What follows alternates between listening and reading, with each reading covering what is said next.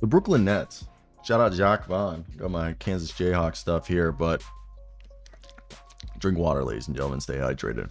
They're an interesting team, and shout out Mike Scott, a link in the description.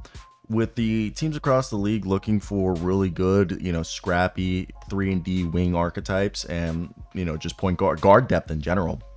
The Brooklyn Nets are going to be a team people are going to be calling up Sean Marks. Hey, baby, what's going on? Who you got to trade? What's you want for a deal?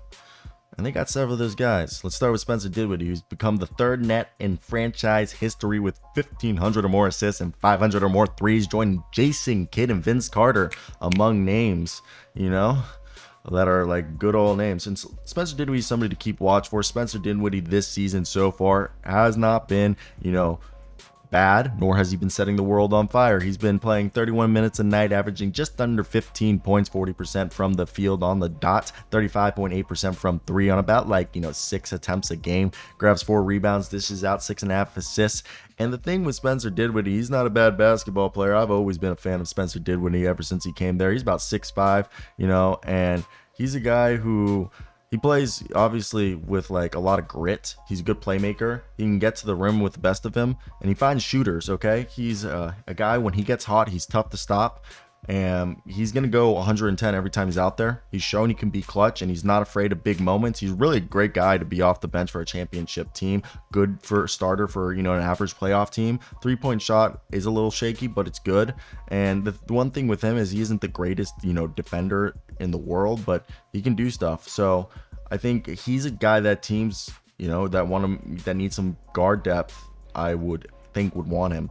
And Dinwiddie's probably going to be moved on as he's an upcoming unrestricted free agent, and Cam Johnson, Nick Claxton, and Ben Simmons are more core members, with Cam Thomas and Lonnie Walker seeming like they're going to be the guys complementing the future. And it seems more and more that it's going to be Spencer Dinwiddie, Dorian Finney-Smith, and Dinwiddie has been referenced as a guy part of the core, but he just seems like maybe they're just doing it nice. Dorian Finney-Smith and Royce O'Neal, though, are more likely to be traded.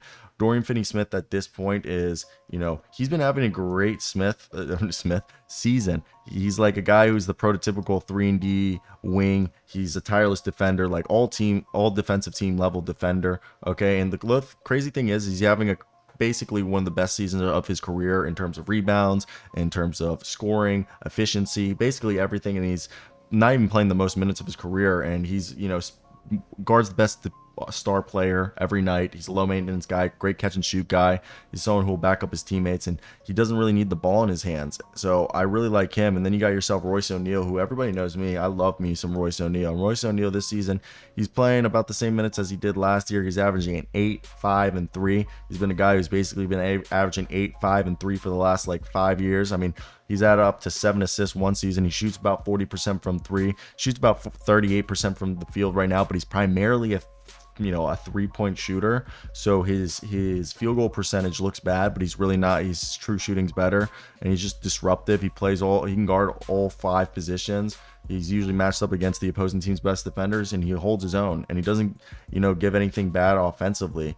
So from what we're hearing is that Finney-Smith has interest from several playoff teams, including the Dallas Mavericks, Miami Heat, Sixers, Grizzlies. And the thing is that Finney-Smith is signed through the 24-25 season, and he has a $15.3 million player option, which is something that the Nets have continued to have a high asking price, with the equivalent of 2 first-round picks if they traded him, with the hope that asking price will drop before the deadline, while they just want 1 protected first-round pick for O'Neal, who's an upcoming free agent, while people are monitoring Nick Claxton if they're going to keep him, because right now Jared Allen makes 20, Nurkic makes 17.5, Pirtle makes 19.5, Brook Lopez 24, DeAndre Ayton makes 33.2. Claxton's projected to earn over $20 million a year, and he's viewed as a core person. And the other guy is Ben Simmons that you need to keep an eye on, but primarily Royce O'Neal and our man Dorian Finney-Smith are the 3 guys to watch. So Brooklyn Nets potential trade candidates.